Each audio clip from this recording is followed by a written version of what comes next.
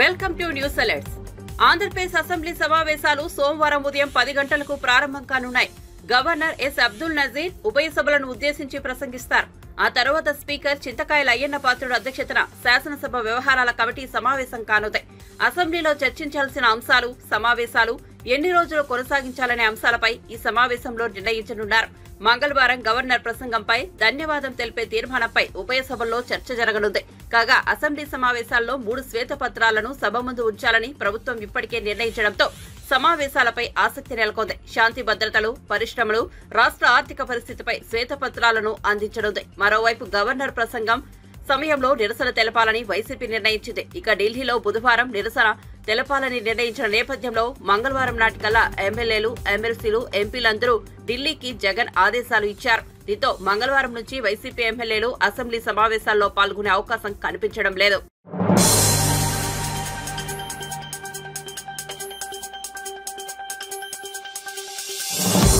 తన దృష్టికి ఏ సమస్య వచ్చినా ప్రతి సమస్యను పరిష్కరిస్తూ ప్రజల మన్ననలు పొందుతున్నారు విద్యాశాఖ మంత్రి నారా లోకేష్. తాజాగా తమ ఊరికి బస్సు సౌకర్యం కల్పించాలని విద్యార్థులు కోరగా వెంటనే ఆ సమస్యను పరిష్కరించారు. కర్నూలు జిల్లా హోలగుంద మండలం మార్లమడి గ్రామానికి ఆర్టీసీ బస్సు సర్వీస్ లేదు. దీంతో తమ గ్రామానికి బస్సు నడపాలని కోరుతూ విద్యార్థి సంఘాలు మంత్రి లోకేష్ కి మెయిల్ చేశాయి. వెంటనే స్పందించిన లోకేష్ అధికారులతో మాట్లాడి ఆ గ్రామానికి బస్సు సర్వీసును ప్రారంభించారు. దీంతో మంత్రి లోకేష్ కి విద్యార్థి సంఘాలు, గ్రామస్తులు కృతజ్ఞతలు తెలిపారు.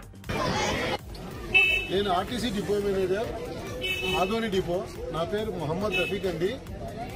ముఖ్యంగా దీనికి మార్లముడికి గ్రామానికి బస్సు సౌకర్యం గురించి రాష్ట్ర రవాణా శాఖ మంత్రి మండిపల్లి రాంప్రసాద్ రెడ్డి గారు దాని మీద వెంటనే స్పందించి మా ఆర్ఎం గారికి, మాకు వెంటనే ఆ గ్రామానికి వెళ్ళి ఆ రోడ్డు పరిస్థితి ఎట్లా ఉంది, అక్కడ బస్సు తిప్పడానికి అవకాశం ఉందా లేదా సర్వే చేసి చెప్పమంటే వెంటనే వారి ఆదేశానుసారము నిన్ననే నేను ఈ గ్రామానికి వచ్చి ఇక్కడ రోడ్డు పరిస్థితులు, పిల్లలు ఎంతమంది ఉన్నారు అనేది గమనించి వెంటనే వాళ్ళ ఆదేశానుసారం బస్సును కూడా రవాణా చేయటకు ఎలాంటి రోడ్డు పరిస్థితి కూడా బాగుంది కాబట్టి మేము వెంటనే తదనుగుణంగా మేము ఈరోజు విద్యార్థులకు బస్సు సౌకర్యం కల్పించబడింది. ఈరోజు కొన్ని ఆలస్యమైన ప్రతిరోజు మీకు సమయానికి పిల్లలకు మార్లబడికి గ్రామం నుంచి హోలగొంద వెళ్ళటకు మరియు సాయంకాలం స్కూల్ ఇచ్చిన తర్వాత హోలగొంద నుంచి ఈ గ్రామానికి బస్సు సౌకర్యము కల్పించారు. దీని అందరికీ కృషి చేసిన మన ప్రజా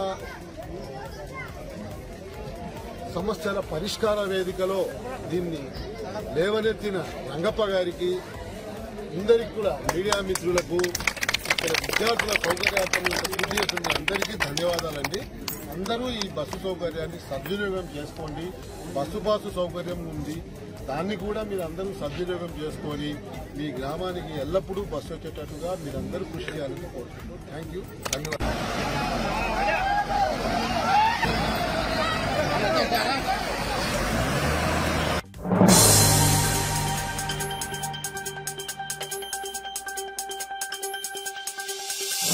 జగన్ కు పాత బుల్లెట్ ప్రూఫ్ వాహనం ఇచ్చారని, చంద్రబాబు 10 ఏళ్ల పాటు వాడిన వాహనాన్ని కనీసం మరమ్మతులు కూడా చేయించుకున్న జగన్ కు కేటాయించారని వైసీపీ చేసిన ఆరోపణలపై రాష్ట్ర హోంమంత్రి వంగల్పూడి అనిత స్పందించారు.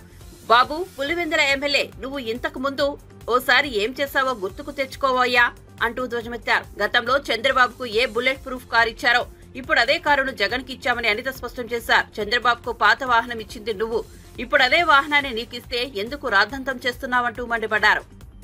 ఇంతకు ముందు ఒకసారి గుర్తు చేసుకోయా బాబు, పులివెందుల ఎమ్మెల్యే, ఇంతకు ముందు ఒకసారి గుర్తు తెచ్చుకో. ఒకసారి ఇవన్నీ చేసి ఈరోజు తిరిగి మా మీద ఇంకొకటి, నిన్న మొన్న సాక్షి పేపర్లో అదొక పాంప్లెట్ పేపరు, నా సాక్షి పేపర్లో ఈ వెహికల్ గురించి మాట్లాడారు. జగన్మోహన్ రెడ్డికి ఇచ్చిన వెహికల్ గురించి. అసలు జగన్మోహన్ రెడ్డి అన్న వ్యక్తి ఈరోజు పులివెందుల ఎమ్మెల్యే. కేవలం ఒక ఎక్స్ సీఎంగా ఉన్నందుకు గాను Z+ సెక్యూరిటీ ఇచ్చారు. గుర్తుపెట్టుకోయా, నీకు Z+ సెక్యూరిటీ ఇచ్చారు, టాటా సఫారీ ఇచ్చారని చెప్పి ఓ బాధపడిపోయావు. అవునులే, నీకున్న ఆస్తికి టాటా సఫారీ అంటే ఎక్కడ లెక్క ఉండదు అనుకో, అది వేరే విషయం.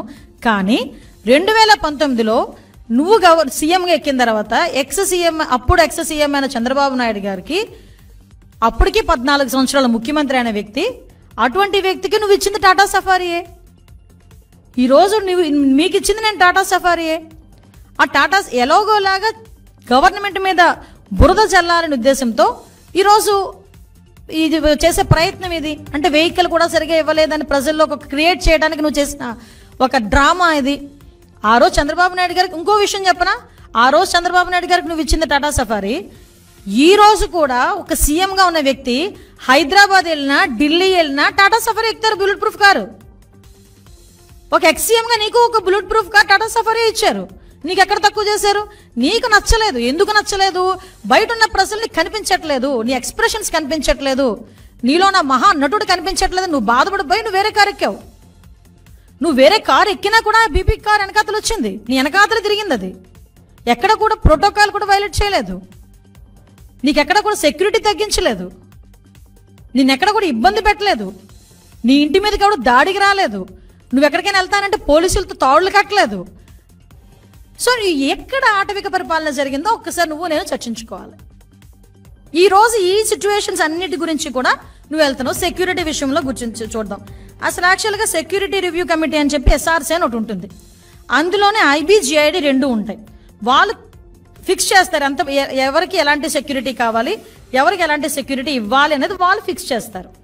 సో వాళ్ళు ఫిక్సేషన్ ప్రకారం కూడా నువ్వు వెహికల్ ఎక్కావు, నీకు బీపీ వెహికల్ నీకు పంపించారు, సఫారీ పంపించారు, అది దిగిపోయావు. నీకు థ్రెట్ లేదా? రేపు పొద్దున్న ఏం చేస్తావు? ఎవడో నీ మనిషి ఏదో రాయి విసిరించుకుంటావు. నీకు అలవాటు కదా గులకరాలతో.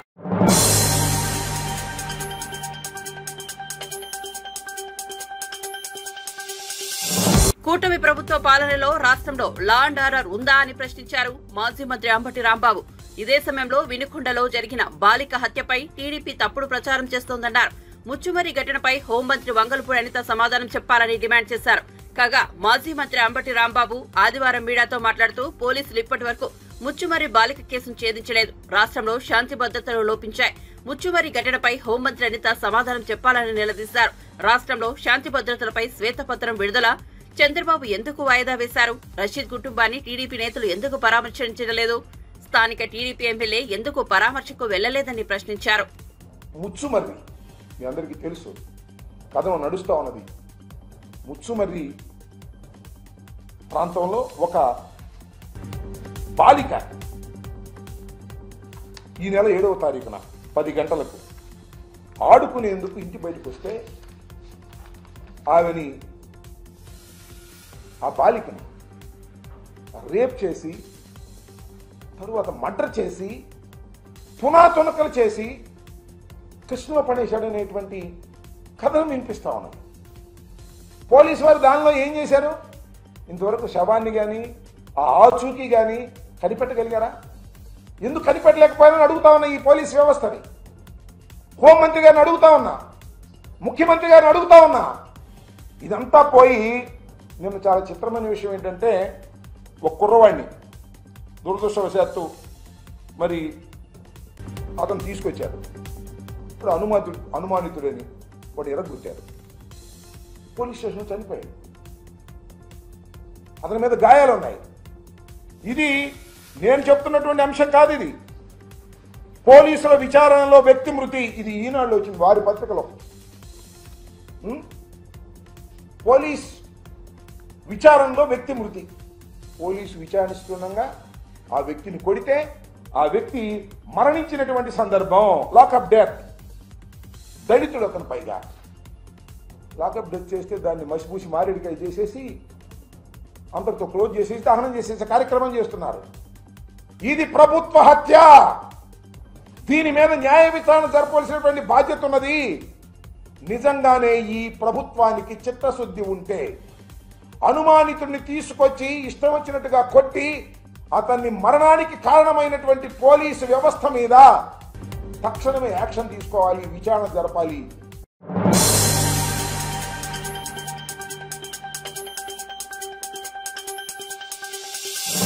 ఏపీలో రాష్ట్రపతి పాలన విధించాలని కోరడం రాజకీయాల్లో వైఎస్ జగన్ అపరిపక్వతకు అద్దం పడుతోందని మంత్రి ఆనం రామనారాయణ రెడ్డి ఎద్దేవా చేశారు. 5 ఏళ్లు సీఎంగా, మరో 5 ఏళ్లు ప్రతిపక్ష నేతగా ఉన్న జగన్ కు రాజకీయాల్లో పరిపక్వత రావాల్సిన అవసరం ఉందన్నారు.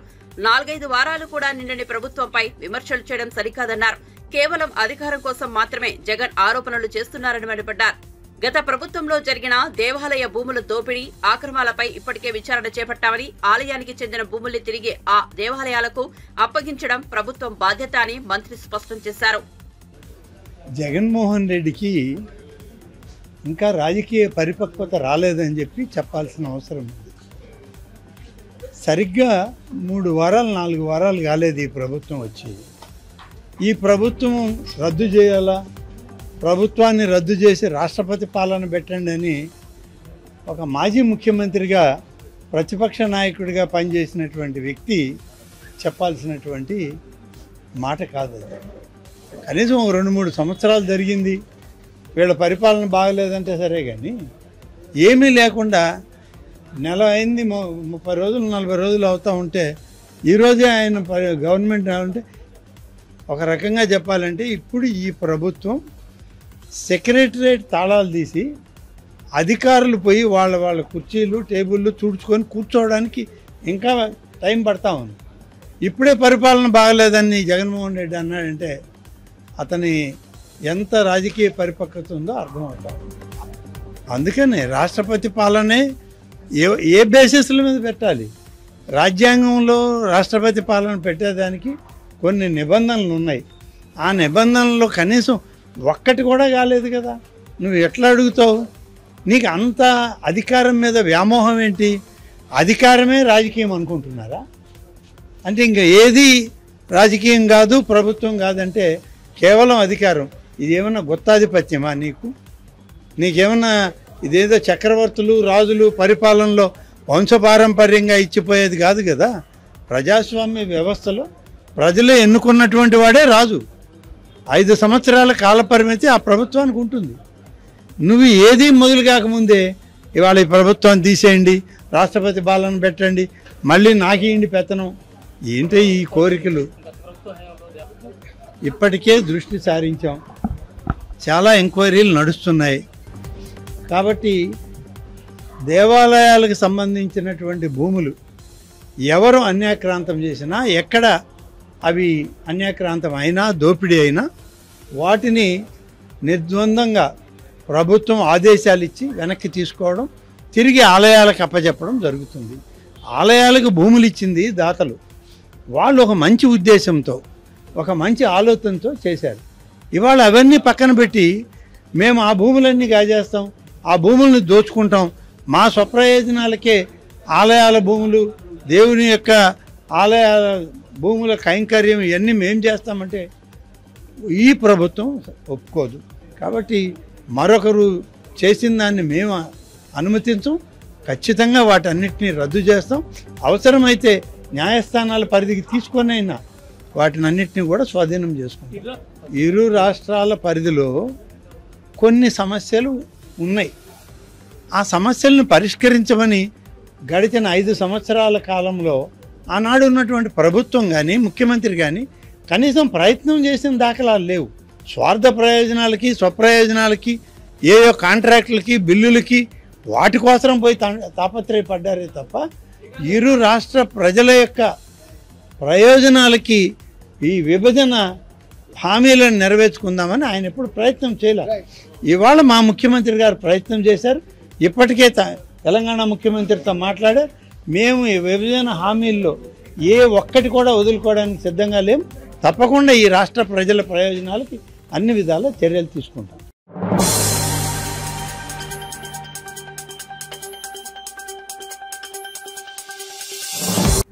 గత ప్రభుత్వంలో నేరాలకు పాల్పడిన వైఎస్ఆర్సీపీ నేతలు తప్పించుకోలేరని జనసేన పార్టీ ఏపీ ప్రధాన కార్యదర్శి నాగబాబు హెచ్చరించారు. ఎన్నికల సమయంలో సీఎం స్థానంలో ఉన్న జగన్ పచ్చి అబద్దాలు చెప్పారని ధ్వజమెత్తారు. అబద్దాలు చెప్పడంలో జగన్ పీహెచ్డీ పొందారని ఎద్దేవా చేశారు.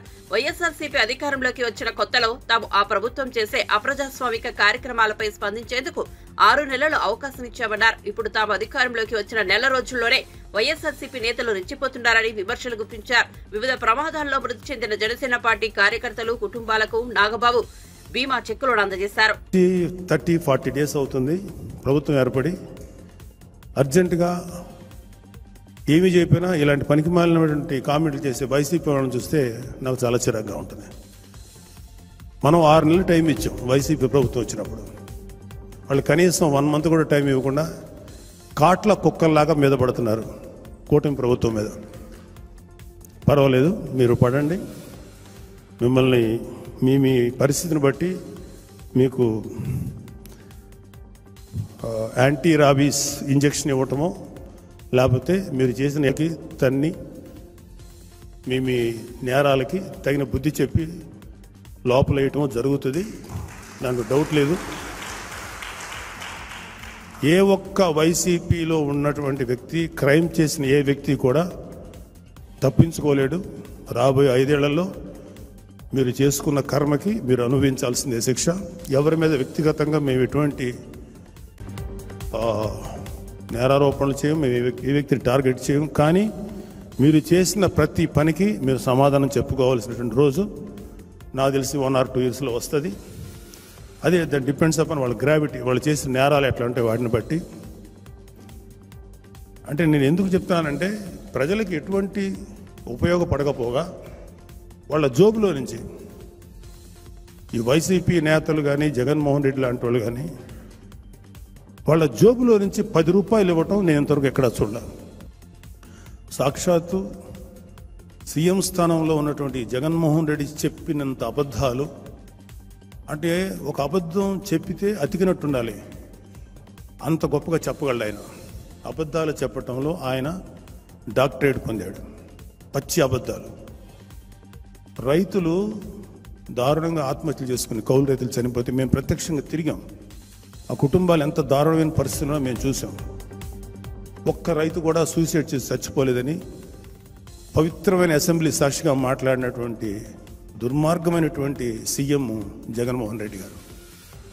జంగారెడ్డిగూడెంలో కల్తీ సారా తాగి కొంతమంది పేద కార్మికులు చనిపోతే సహజ మరణాలని చెప్పి శాసనసభ సాక్షిగా పచ్చి అబద్ధం చెప్పిన వ్యక్తి జగన్మోహన్ రెడ్డి గారు.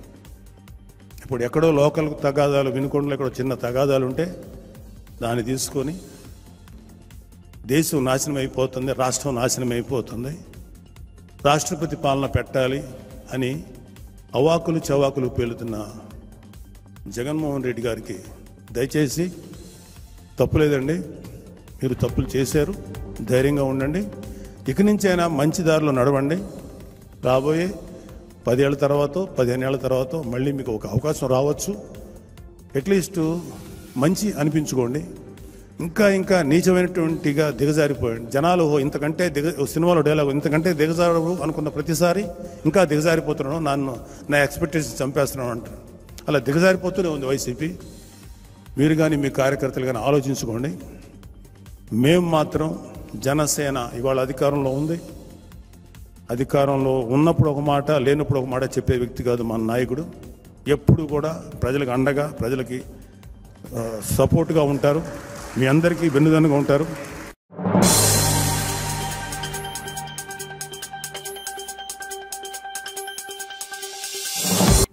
భవిష్యత్తులో అమెరికా ప్రెసిడెంట్ ఒక కమ్మవాడు అయ్యే అవకాశం ఉందని కాంగ్రెస్ నాయకుడు, ప్రముఖ నిర్మాత బండ్ల గణేష్ జోషం చెప్పారు.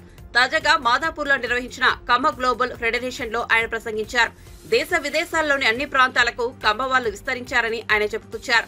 బోరులో పడ్డ బయటకు రాగల కెపాసిటీ ఉన్నవాడే కమ్మవాడు అని ఆయన పేర్కొన్నారు. కమ్మవాడికి మోసం, అన్యాయం చేయడం రాదని, కమ్మవాడికి కష్టం పడ్డం ఒక్కటే వచ్చన్నారు. కమ్మవాడిగా పుట్టినందుకు గర్విస్తానని, కమ్మవాడిగా పుట్టినందుకు ఆనందిస్తానని ఆయన పేర్కొన్నారు. మన కమ్మ కులంలో లేని పిల్లలను ఆదుకుని సాయం చేయండి, అప్పుడే మన కులం ఉన్నత స్థాయిలో ఉంటుందని ఆయన పిలుపునిచ్చారు. ఈ కమ్యూనిటీలో కష్టపడే యువకులకు భవిష్యత్ ఇవ్వాలని ఆయన సూచించారు. రవి అస్తమించని ప్రతి దేశంలో కమ్మవాడు జెండా ఎగరవేస్తున్నాడని ఆయన అన్నారు. అమెరికాలో తానా ఉత్సవాలు ఎన్ని చూశాను. అమెరికాలో భవిష్యత్తులో అమెరికా తానా కదా, అమెరికా ప్రెసిడెంట్ కూడా కమ్మవాడే అవకాశాలు చాలా ఉన్నాయి. ఆ స్థాయి ఉంది, ఆ స్టామినా ఉంది, ఆ దమ్ము ఉంది, ఆ ధైర్యం ఉంది. ఎవరికైనా ఎదురు తిరిగి నిలబడి సవాలు చేసే సత్తా ఉన్నవాడు కమ్మవాడు. చెరువులో పడ్డాడు ఈత్తం చూసాం, వాగులో పడ్డాడు కొట్టుకురావటం చూసాం, బోర్లో పడ్డ పైకి లేచేవాడే కమ్మవాడు. మామూలుగా బోర్లో పడితే ఎవరైనా చచ్చిపోతారు, బోర్లో పడ్డ పైకి రాగలిగే కెపాసిటీ ఉన్నవాడే కమ్మవాడు. కమ్మవాడిగా పుట్టినందుకు గర్విస్తాం, కమ్మవాడిగా పుట్టినందుకు ఆనందిస్తాం. ప్రతి ఒక్కరికి చెప్తున్నా, లేని కమ్మ పిల్లల్ని, కమ్మ ఒక్కరిని ఆశీర్వదించండి, ఆదుకోండి, వీలైనంత సహాయం చేయండి. మేము పెద్ద పెద్ద కంపెనీలు పెట్టాం, మేము పెద్ద పెద్ద డాక్టర్లు అయ్యాం, మేము పెద్ద పెద్ద ఫ్లైట్లు కనిపెట్టాం కాదు. మన కమ్యూనిటీలో కష్టపడ్డ యువకుల్ని చేయి అందించండి, వాళ్ళకి భవిష్యత్తు ఇవ్వండి, వాళ్ళ జీవనోపాధికి సహకరించండి. ఒక్క ప్రతి కమ్మవాడు మీకున్న స్థాయికి 10 మంది పిల్లల్ని మీ దగ్గర ఎంకరేజ్ చేయగలిగారంటే భావి తరాల్లో మన కులం, మన కమ్యూనిటీ ఉన్నత స్థాయిలో ఉండాలని కోరుకునేవాడిని. ముఖ్యంగా నేను చెప్తున్నా, రవి అస్తమించని దేశం ప్రతి ఊళ్ళో కమ్మవాడు జెండా ఎగరేస్తున్నాడని కొత్తగా తెలియజేసుకుంటున్నాం. నన్ను ఒక ఆయన అడిగాడు, అరే కమ్మవాళ్ళు అంటే ఏంది అని. ఉదయాన్నే సూర్యుడితో గొడవ పడుతూ ఎప్పుడొస్తావని లేపేవాడు, అవసరమైతే సూటు ఇప్పి నాటేసేవాడు, ఆకాశం వైపు కసిగా చూసేవాడు, అవకాశం కోసం ఆశతో ఎదురు చూసేవాడు, నిజాయితీగా మాట్లాడేవాడు, ఎంత కష్టం వచ్చినా ఆత్మాభిమానాన్ని తాకట్టు పెట్టకుండా విజయం కోసం పోరాడేవాడు. నూనూగు మీసాల వైపు తిప్పుకుంటూ నేను సాధిస్తాను అని తపనతో పరిగెట్టడానికి చిరుతలా పరిగెట సిద్ధంగా ఉన్న యువకులు ఉంటారు చూడండి, అదే కమ్మవాడు అని చెప్పా. అన్ని కులాల్ని గౌరవిస్తా, నా కులాన్ని అభిమానిస్తానని చెప్తా. నిజం చెప్తున్నాం సార్, కమ్మవాడంటే కష్టపడేవాడు, కమ్మాడుంటే కసితో బతికేవాడు, కమ్మాడుంటే కడుపులో తీసి పెట్టేవాడు, కమ్మాళ్ళుంటే ఎక్కడ బతుకు తెరువు ఉందో అక్కడ పరిగెత్తుకుంటూ పోయేవాళ్ళు.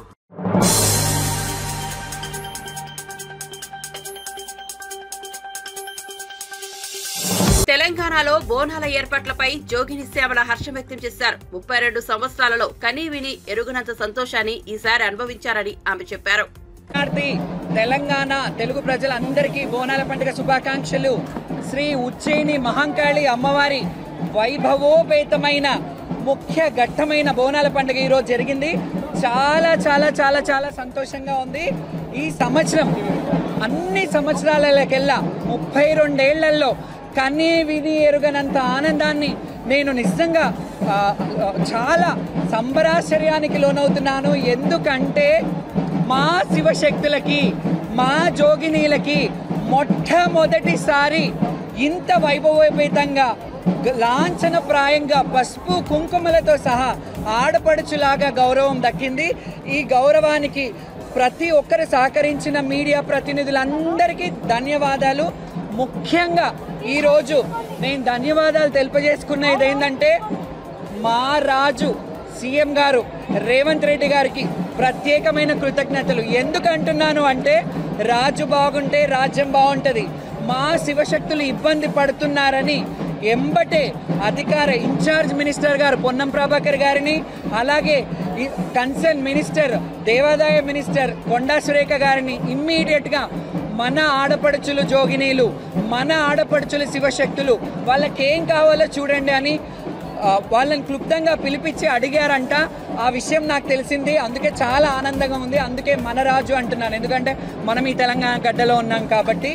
అండ్ ముఖ్యంగా ఈరోజు రష్మి పెరుమాళ్ గారు డీసీపీ గారికి పోలీసు వ్యవస్థని ఎంత అద్భుతంగా అంటే నిజంగా ఏ ఒక్కరికి కూడా చాలా ఇబ్బందులు అయ్యేది. కొందరు బోనాలు పడిపోయాయి, కొందరు ఇబ్బందులు అయ్యేది.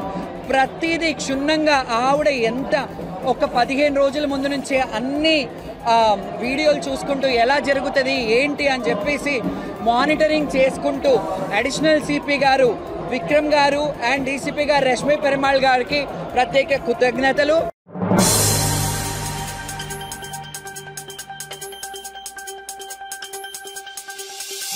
వీధి కుక్కల నుంచి తమ ప్రాణాలు కాపాడాలంటూ చిన్నారులు పోలీస్ స్టేషన్ మెట్లు ఎక్కారు. పలుమార్లు అధికారులకు విన్నవించినా ఫలితం లేకుండా పోయిందని హైదరాబాద్ పేట్ బహీరాబాద్ పోలీస్ స్టేషన్ లో వాళ్లంతా ఫిర్యాదు చేశారు. కుక్కల బారి నుంచి రక్షణ కల్పించాలని ప్రక్లారులు ప్రదర్శించారు. ఇంట్లో నుండి బయటకు రాలేనంతగా కుక్కలు విచ్చలవిడిగా తిరుగుతున్నాయని చిన్నారులు తల్లిదండ్రులు ఆవేదన వ్యక్తం చేశారు. పట్టించుకోవట్లేదు చాలా సార్లు.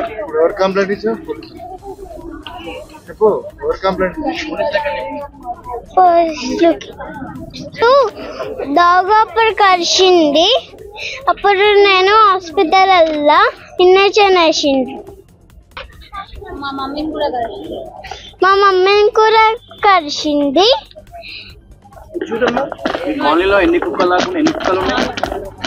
చాలా కుక్కలు ఉన్నాయి. కాపాడండి. తన్విహ. ఎక్కడికి వచ్చారు మీరు? ఎక్కడికి వచ్చి కంప్లైంట్ ఇచ్చారు మీరు? Police station. కాలనీలో అంతా కుక్కలు తిరుగుతున్నాయి. మేము బయటికి వెళ్తే కుక్కలు కడిచేస్తున్నాయి. వేరే వాళ్ళు కూడా ఆడుకుంటున్నారు. అది నేను కూడా ఆడుకుంటున్నాను. అప్పుడు వేరే వాళ్ళని కూడా కడిచేస్తున్నాయి. వాళ్ళు అంతా పట్టించుకోవట్లేదు. వేరే వాళ్ళు పెద్దోళ్ళు ఉన్నారు. అందుకనే ఇంట్లోకి వెళ్ళి మమ్మీకి చెప్తున్నా. కంప్లైంట్ ఎవరికి ఇచ్చారమ్మా మీరు? పోలీస్ వాళ్ళకి, పేరెంట్స్ కి కూడా చెప్పాం. What is your name? రేయాన్శ్రీ. ఎన్నో క్లాస్ చదువుతున్నారు మీరు? ఫస్ట్.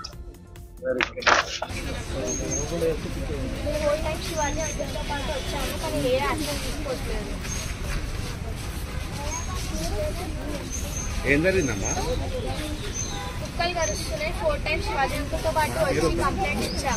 ఈరోజు ఎన్సిఎల్ నార్త్ నుంచి చిన్నపిల్లలు తర్వాత వాళ్ళ తల్లిదండ్రులు అందరూ కూడా పోలీస్ స్టేషన్కి వచ్చి వీధి కుక్కల బెడద చాలా ఎక్కువగా ఉంది అని చెప్పేసి ఒక ఫిర్యాదు చేయడం జరిగింది. మున్సిపాలిటీ వాళ్ళతోని నేను మా పై అధికారులతోని కోఆర్డినేషన్ చేసి ఈ సమస్యను మేము పరిష్కరిస్తామని చెప్పేసి మీకు అందరికీ తెలియజేస్తున్నాం.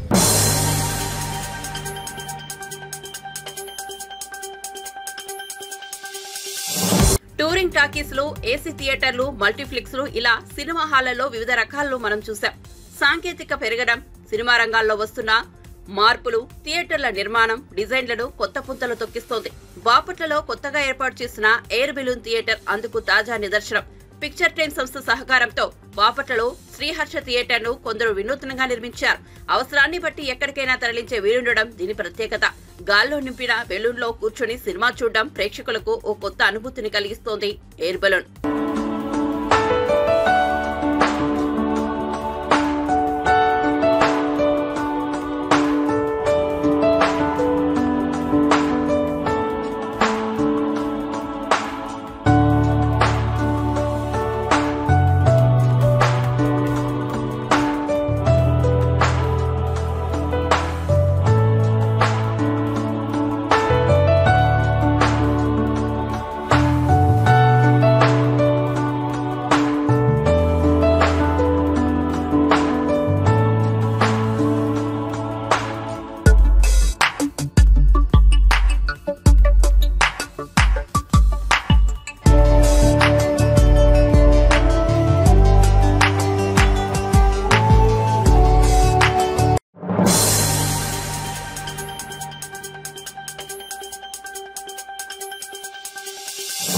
తిరుమల శ్రీవారిని హిమాచల్ గవర్నర్ శివప్రతాప్ శుక్లా దర్శించుకున్నారు. వీఐపీ ప్రారంభ విరామ దర్శన సమయంలో కుటుంబ సభ్యులతో కలిసి ఆయన స్వామివారి సేవలో పాల్గొన్నారు. టీటీడీ ఆలయ అధికారులు వారికి స్వాగతం పలికి దర్శన ఏర్పాట్లు చేశారు. గర్భాలయంలో స్వామివారిని దర్శించుకుని మొక్కులు చెల్లించుకున్నారు. రంగనాయకుల మండపంలో పండితులు ఆశీర్వచనం చేసి స్వామి